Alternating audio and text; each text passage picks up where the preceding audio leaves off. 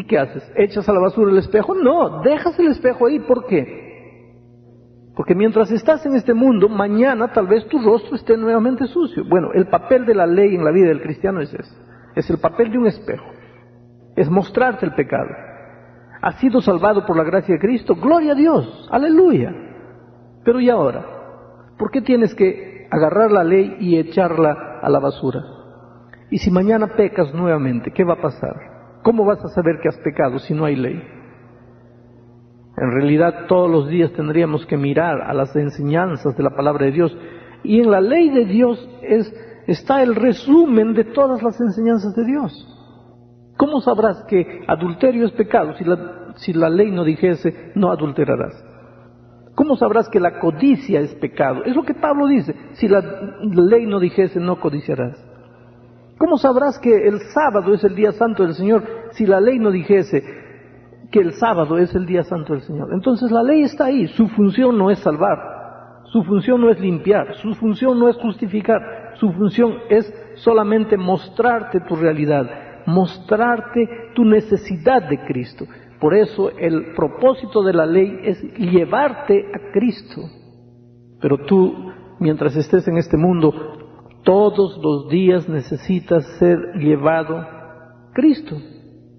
Cuando la ley me muestra mi realidad, me hace sentir la necesidad que tengo de ir a Jesús, porque Él es el que me justifica. Ya lo dijimos en un estudio pasado.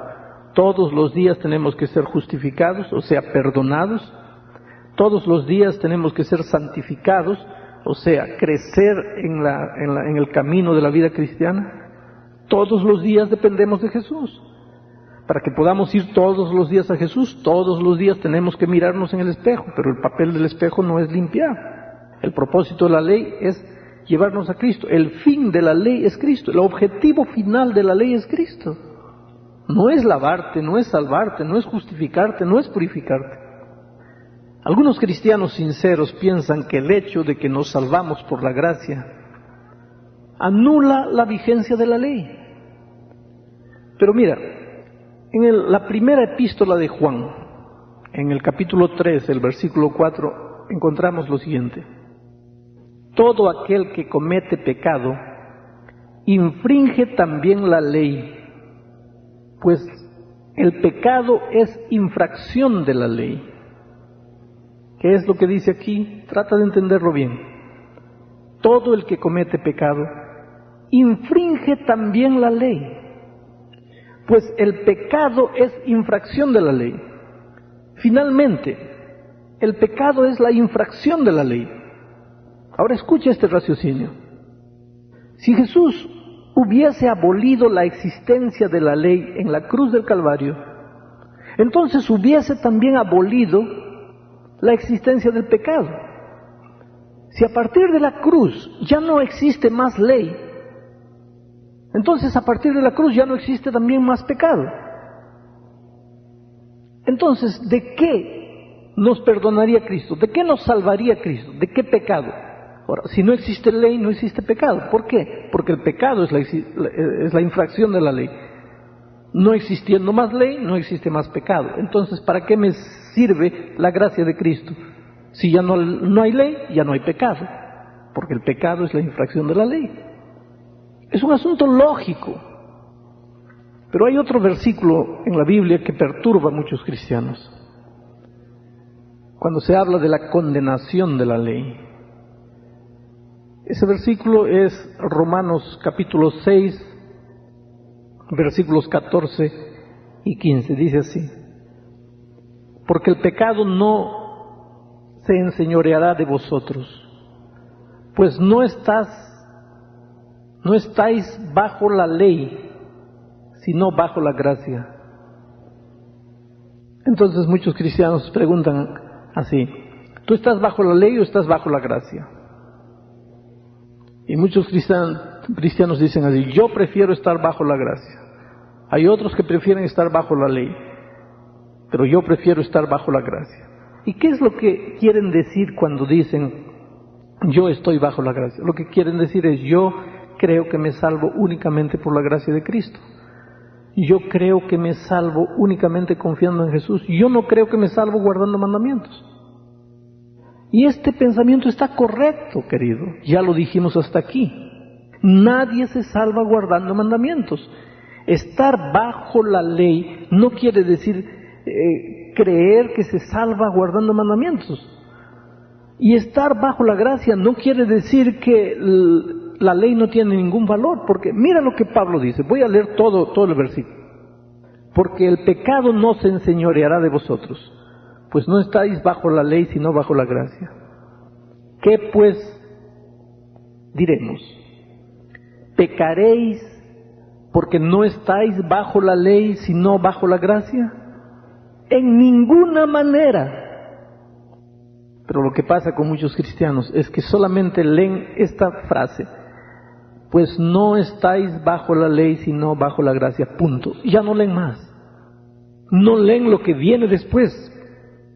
¿Y qué es lo que viene después? ¿Qué es lo que dice el versículo 15? ¿Y qué pues diremos? ¿Pecaréis porque no estáis bajo la ley, sino bajo la gracia? En ninguna manera. Hay otro pensamiento bíblico que necesitamos estudiar en esta ocasión. En Romanos capítulo 3, versículo 31, dice así: pues por la fe invalidamos la ley en ninguna manera, sino que confirmamos la ley. ¿Y por qué Pablo dice esto? Porque hay muchos cristianos que dicen, yo no estoy bajo las obras, yo estoy bajo la fe. Yo no soy de las obras, yo soy de la fe. ¿Pero qué es lo que Pablo dice? Luego, por la fe, ¿invalidamos la ley? En ninguna manera, sino que confirmamos la ley. Quiere decir, inclusive guardar los mandamientos de Dios no lo puedes hacer por tus fuerzas. Nadie puede guardar la ley por sus fuerzas, por su dominio propio. Tienes que hacerlo por la fe. Es el Señor Jesucristo que lo tiene que hacer por ti. Ya dijimos que Jesús es el que te salva, Jesús es el que te mantiene salvo. ¿Y qué cosa es mantenerte salvo? Es mantenerte en obediencia a la ley de Dios. Pero no está diciendo que la ley te salva, sino que mantenerte salvo es mantenerte en obediencia a la ley de Dios. ¿Quién es el que está condenado por la ley? No es el que la guarda. Mira, tú andas en el tránsito y encuentras una señal de tránsito que dice así: speed limit 45 millas por hora. Es la velocidad máxima permitida en esa carretera, 45 millas por hora. Esa es la ley del tránsito. No puedes correr en esa carretera a más de 45 millas por hora. Mientras tú obedezcas la ley, tú no vas a recibir una multa, un ticket. ¿Por qué? Porque estás guardando la ley, estás corriendo, pero no estás pasando 45 millas. Ahora, si pasas y comienzas a correr a 50 millas, viene el policía y te da un ticket, te condena. ¿Quién está condenado por la ley? No es el que la guarda, es el que la desobedece. La condenación de la ley no es para el que cree en la gracia de Cristo, no es para el que obedece, para el que cumple los mandamientos. La condenación de la ley es para el desobediente. Ahora vamos a decir que tú un día decides derrumbar todas las placas que dicen velocidad máxima permitida. Y porque derrumbas todas las placas, ¿crees que puedes andar en esa carretera a la velocidad que quieras? No. Hay muchos cristianos hoy día que dicen, la ley ya no existe. Y por eso creen que pueden vivir como quieren. No, no es posible. Hay otro versículo de la Biblia que continúa perturbando a muchos cristianos y está en Colosenses capítulo 2, versículos 14 al 17. Dice así: anulando el acta de los decretos que había contra nosotros, que nos era contraria, quitándola en medio y clavándola en la cruz, y despojando a los principados y a las potestades, los exhibió públicamente, triunfando sobre ellos en la cruz.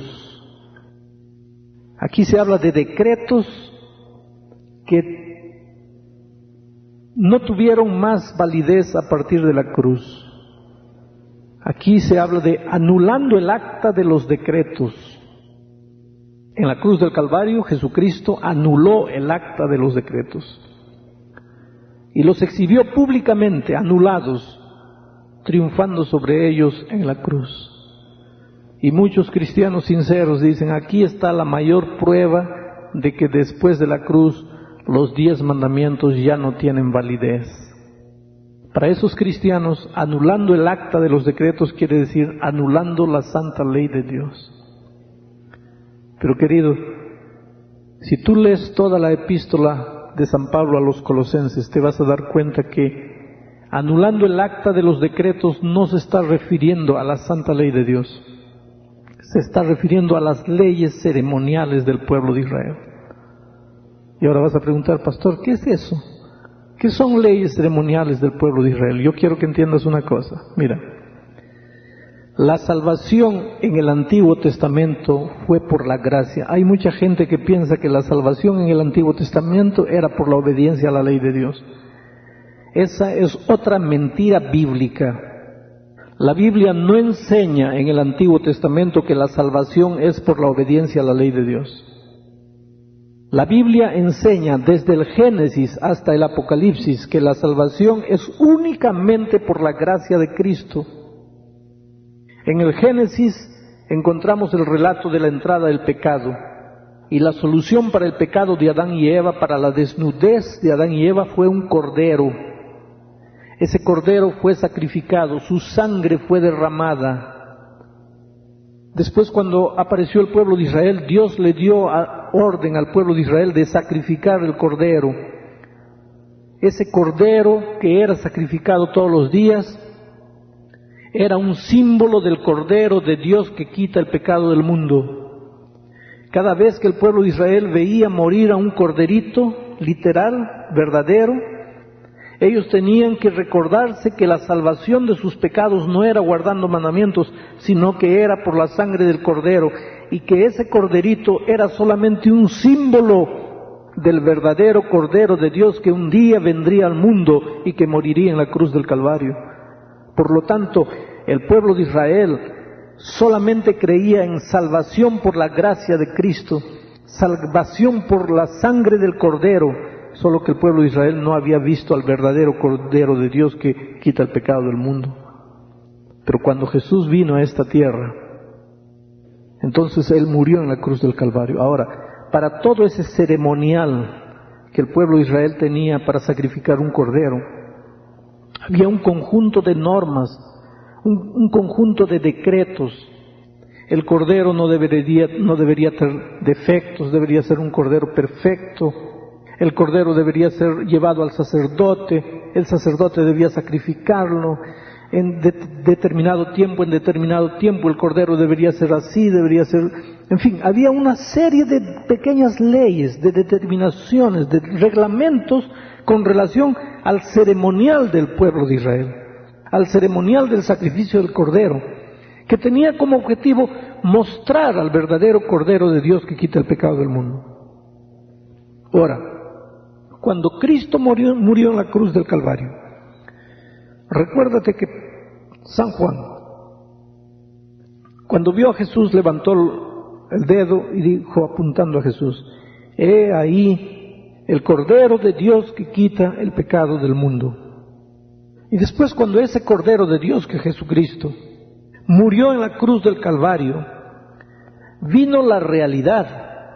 A partir de la cruz del Calvario ya no sería necesario más que ningún corderito fuese sacrificado. ¿Por qué? Porque ahora había venido la verdadera realidad, el verdadero Cordero de Dios que quita el pecado del mundo. Por lo tanto, en la cruz del Calvario, Jesús también anuló todas las leyes y pequeños reglamentos con relación al ceremonial del sacrificio de los corderos simbólicos.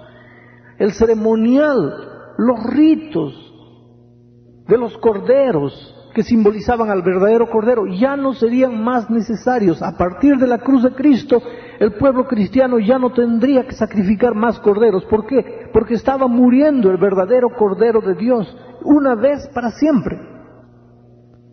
Es esta ley ceremonial. Son estas pequeñas determinaciones con relación al ritual de Israel. que fueron anuladas en la cruz del Calvario, porque viniendo la realidad, muriendo el verdadero Cordero, ¿para qué más sacrificios de corderos? Ahora, eso no quiere decir, no tiene nada que ver con la santa ley de Dios, con los eternos principios de la ley de Dios. En ningún momento Pablo está diciendo aquí que en la cruz del Calvario fueron clavados los 10 mandamientos de Dios. No, al contrario, Pablo dice en Romanos 3:31, ya lo leímos, luego por la fe invalidamos la ley en ninguna manera, sino que confirmamos la ley. ¿Por qué? Porque al confiar en Cristo, lo que estás diciendo es, Señor, yo creo que tú me salvas porque hay una ley para ser cumplida y yo no he cumplido esa ley, y por eso es que yo voy a ti para que tú me salves de la condenación de mi pecado, porque yo transgredí los 10 mandamientos. O sea, por la fe en Cristo tú confirmas la existencia y la validez de la santa ley de Dios.